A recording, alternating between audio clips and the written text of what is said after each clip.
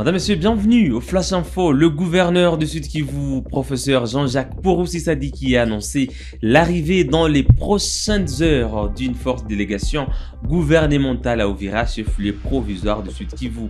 Il est rentré mercredi 10 septembre 2025 d'une mission officielle à Kinshasa où il dit avoir obtenu des engagements concrets du gouvernement central pour répondre aux défis sécuritaires de sa province. Fiston Issemouami nous en dit plus. À sa descente d'avion à l'aéroport international Melchior Ndadaye au Burundi, le gouverneur a été accueilli par le vice-gouverneur Maître Jean-Jacques Elakano Mouyewa, le président de l'Assemblée provinciale, honorable Feston Kabeza, ainsi que de députés provinciaux, ministres et responsables sécuritaires. Parmi les résultats de son plaidoyer auprès du président Félix Tshisekedi et des autorités nationales figure la décision d'envoyer une forte délégation gouvernementale au Uvira, chef-lieu provisoire des institutions provinciales. Cette mission sera conduite par le vice-premier ministre et ministre de l'Intérieur, Jacquemain Chabani, afin de s'imprégner de la situation sécuritaire et d'écouter toutes les parties prenantes.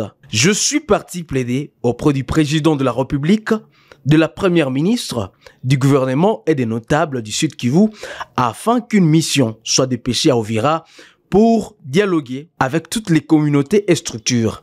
Je suis très ravi que cette délégation, conduite par le vice-premier ministre, arrive ce jeudi. Je demande à toute la population de lui réserver un accueil chaleureux, a déclaré le gouverneur Poroussi. La délégation entendue est composée du ministre de l'Industrie, Emeboji Sangara, du ministre de l'Intégration régionale, Anzuluni Bembe, du vice-ministre de la Défense, Eliezer Tamboué, ainsi que du commissaire général de la police, Benjamin Alongaboni. Elle sera accompagnée par le nouveau commissaire provincial de la police au Sud Kivu, le commissaire divisionnaire adjoint, Madembe Flore. Cette mission arrive dans un contexte de tensions marqué par de pressions de la population et des groupes armés Wazalendo qui contestent la présence du général Olivier Gassita, nommé par le président Félix Tshisekedi commandant second de la 33e région militaire. Les Wazalendo accusent le général d'être proche de l'AFC 23. Le général de brigade Olivier Gassita a quitté Uvira pour Kinshasa en attendant une autre décision de la hiérarchie. La délégation annoncée à Uvira va rencontrer les forces vives, les responsables de Wazalendo et les acteurs étatiques pour trouver une solution concertée à la crise sécuritaire dans la région. Le porte-parole du gouvernement congolais Patrick Muyaya a dénoncé les violences et massacres des civils dans les territoires de Lubero et Beni. Il a exprimé la solidarité du gouvernement envers les victimes. Depuis Genève, Muyaya a précisé que les autorités collaborent avec l'Ouganda pour lutter contre cette menace et ont démantelé des bases des ADF. Il a ajouté que malgré les représailles des terroristes, le gouvernement reste déterminé à poursuivre sa lutte contre ces groupes armés. D'abord, comme gouvernement, c'est exprimer notre compassion et notre solidarité à ces populations qui sont dans les territoires de Beni et de Lubero, qui ont été touchés encore par les ADF. Vous connaissez, les ADF, c'est un groupe terroriste affilié à ISIS, à l'État islamique, et nous travaillons avec notamment les Ougandais pour traquer cette menace. Et dans cette lutte, ce qu'il faut savoir, c'est qu'on a réussi à démanteler les principales bases des ADF. On a réussi à décapiter certains de leurs chefs, mais malheureusement, les terroristes, lorsqu'ils opèrent, comme actuellement, ils opèrent en représailles. Ils surgissent durant une nuit des célébrations, une nuit des commémorations, une nuit des deuils, pour attaquer, brûler les maisons des paisibles citoyens et de se retirer. C'est ça la terreur. Mais cela dit, cela ne branle pas notre détermination. Hier soir, nous avons eu de longues discussions à propos avec les gouverneurs militaires pour voir comment on peut encore davantage renforcer les dispositifs sécuritaires sur place. Mais comme vous le savez, le terrorisme, c'est combat en coalition. Et donc nous pensons que très rapidement, dans les cas des efforts diplomatiques en cours, nous devons régler la question du Rwanda et de sa brigade avancée en RDC, l'M23, et bien après, nous pourrons véritablement être encore plus focalisés sur la question des ADF pour mettre fin à ces activistes terroristes qui sème la mort et la désolation dans cette partie de notre pays.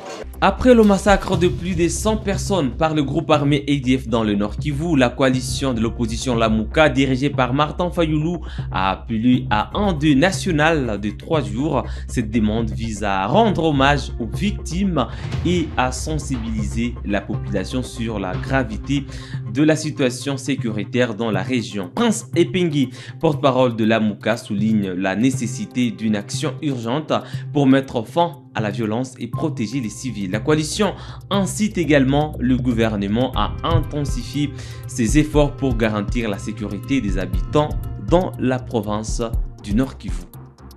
La coalition d'opposition Lamuka s'est dit horrifiée par l'ampleur de la nouvelle campagne meurtrière des combattants ADF.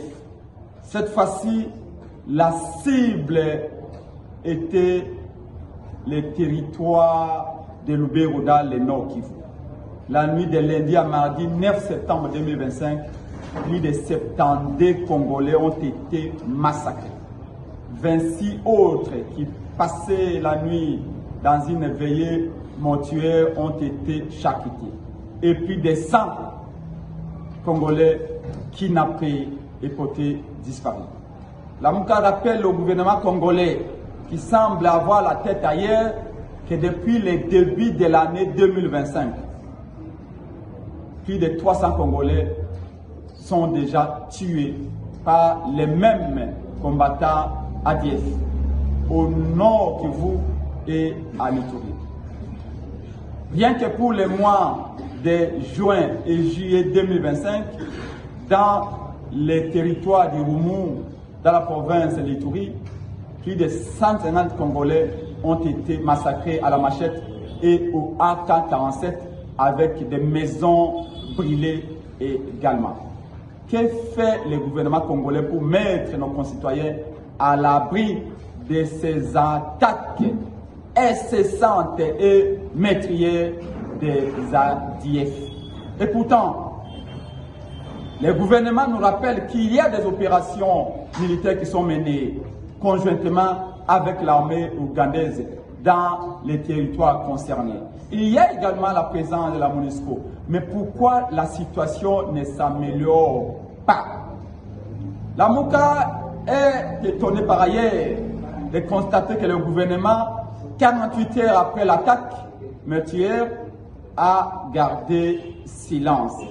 Mais a trouvé le temps de condamner rapidement l'attaque de l'Israël Sidoa. Est-ce que pour le régime de M. Félix Tshisekedi, ces campagnes meurtrières des ADF sont devenues des simples faits divers? Lamuka et le peuple congolais s'étonnent par ailleurs de constater les moyens rudimentaires, les moyens du bord utilisés pour évacuer les corps de nos concitoyens des villages et localités où ils ont trouvé la mort. C'est indigne des grands pays comme le Congo.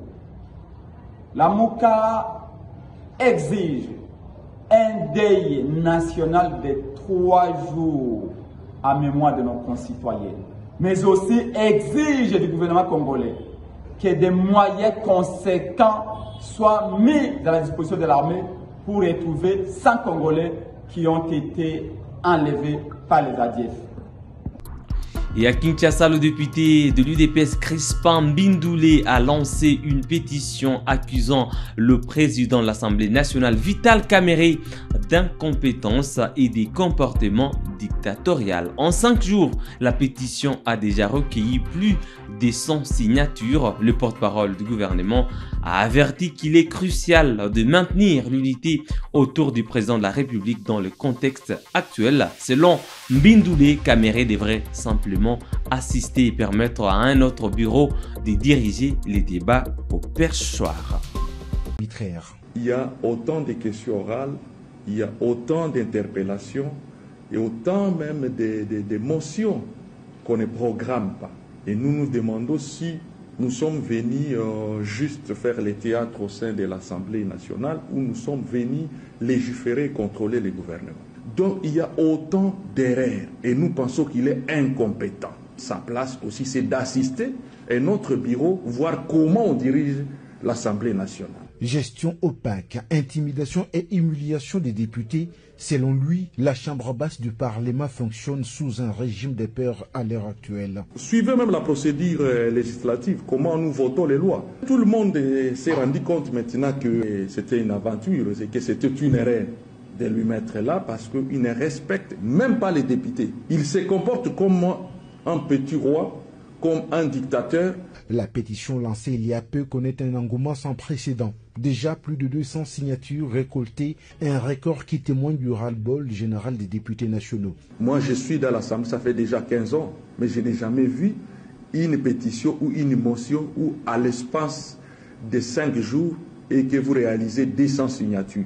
Jamais. Les députés sont fatigués de la gestion de Vital Kamerhe. Pour les députés nationaux Crispin Bindoulé, l'indignation atteint son comble lorsqu'il évoque les comportements jugés non patriotes des membres du bureau vus publiquement aux côtés des rebelles qui agressent la République.